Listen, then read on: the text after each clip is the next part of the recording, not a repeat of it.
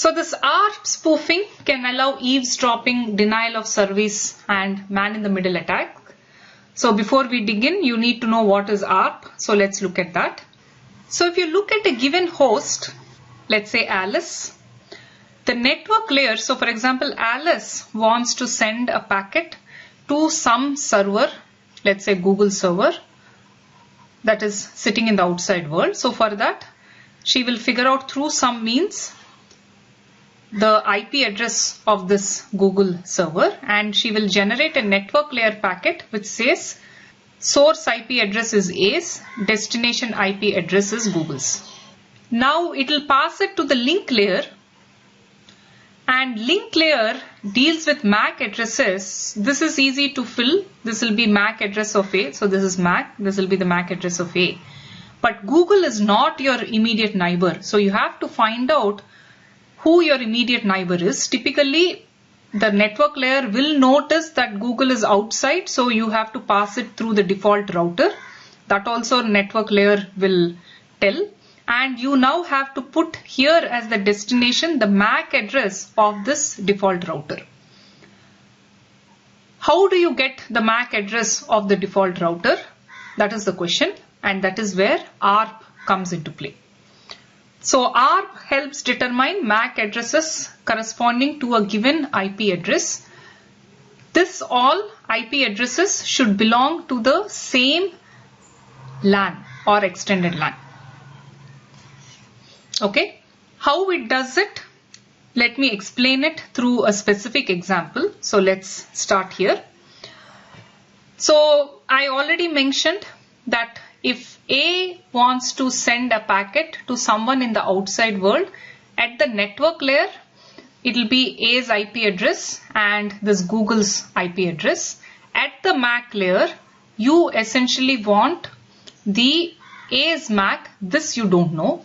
So what A will do is it will invoke the ARP, which essentially asks what is the MAC address corresponding to the router's IP.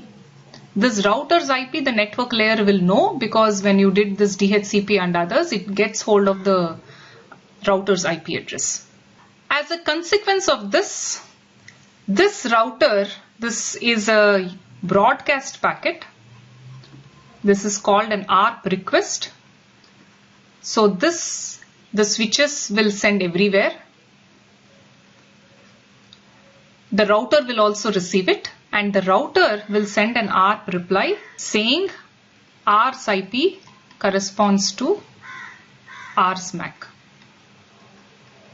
And based on this, you will fill this entry and pass it, and the switches will know to direct it to the router, and router in turn will forward it further. So that is the role of ARP. One thing which people get confused a lot is this ARP packet. Let's look at ARP reply itself is sent as a link layer packet. In other words, this is the ARP packet which what's the MAC. This is the payload in this packet. This will also have a link layer header with the source address as A, the destination as broadcast. That is FFFF address. Okay, and similarly when ARP request comes, so this is a request packet, ARP reply packet comes, the source of that reply will be R, destination will be A's MAC, inside this will be this R's IP is R's MAC. So what I have shown is for the outside world, but sometimes A may also want to talk with D.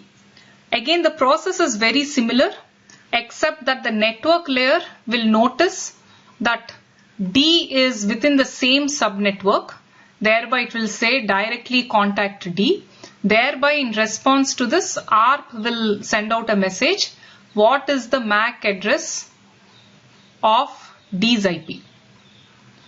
This also is broadcast. Everyone will receive it, including D, and D will send a reply which is unicast to A that tells this is my MAC address, and then A will assemble a link layer packet with D's MAC, and that packet will be forwarded by the switches and that will come to D. There is one other thing you should know about ARP, which is the use of a cache. All these nodes maintain an ARP cache, which basically contains this mapping. IP, this maps to this MAC address. Okay. Now, this cache is populated based on what messages they are seeing. In other words, when A sends this broadcast packet, like I mentioned here, to everyone, all these nodes receive that particular broadcast, but that doesn't mean they will add that entry. They will only refresh that particular entry if that entry is already there. Why like this? Because in an extended LAN, too much ARP traffic goes. F may never want to talk with A, so there is no reason for it to cache A's MAC address. Only when the need arises, it may cache. Why refresh? If F had contacted A in the past, you will refresh this entry just because it had some communication with A in the past. Maybe it will have something in the future as well. So again, to summarize, only entries in the cache are refreshed when you see this ARP request. You don't add new entries within this at other nodes. But the source and the destination definitely add because they have to talk with each other anyway. So this is what is mentioned here. So when you are forwarding a datagram, you check the cache. If there is a mapping, you will use the MAC address corresponding to the IP address. If there is no mapping, you invoke ARP. The originator will definitely add an entry to its cache to the target. This it gets from the ARP reply. The target will also add an entry to the cache corresponding to the originator. This it obtains from the ARP request. And the intermediate hosts only refresh existing entries as obtained from ARP request. They don't rely on ARP reply because ARP reply doesn't even reach them because it is unicast. There is something also called a gratuitous ARP. This is generated by a host to inform others IP to MAC mapping. It could be a request or a reply. What I mean by this is the following. So let's say there is a host A that is connected to some switch. This guy will generally generate an ARP reply that says A's IP corresponds to A's MAC. This is what is in the payload of that particular ARP packet. And because it is a reply, in the link layer, the source is A, and this you may target a very specific node, in which case D will look at this reply and update its cache based on what it is seeing. If it were a request, this will be broadcast. This is the link layer header. Within this, as a payload, will contain this information. In which case it is received by everyone, and whoever has A's entry in the cache will refresh. Why do you think something like this is done? So whenever your IP or MAC address changes, you may want everyone else to know to help rectify cached ARP entries. So this is done with good intention.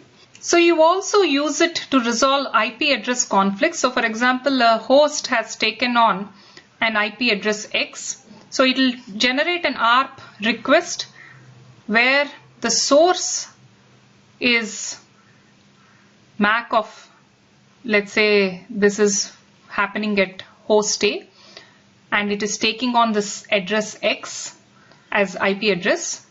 So MAC address of A will go, destination will be broadcast, and within this it will say whose address, whose MAC corresponds to IP address X. If someone replied to this, that means that there is a clash, and thereby it will say that this is a duplicate IP address.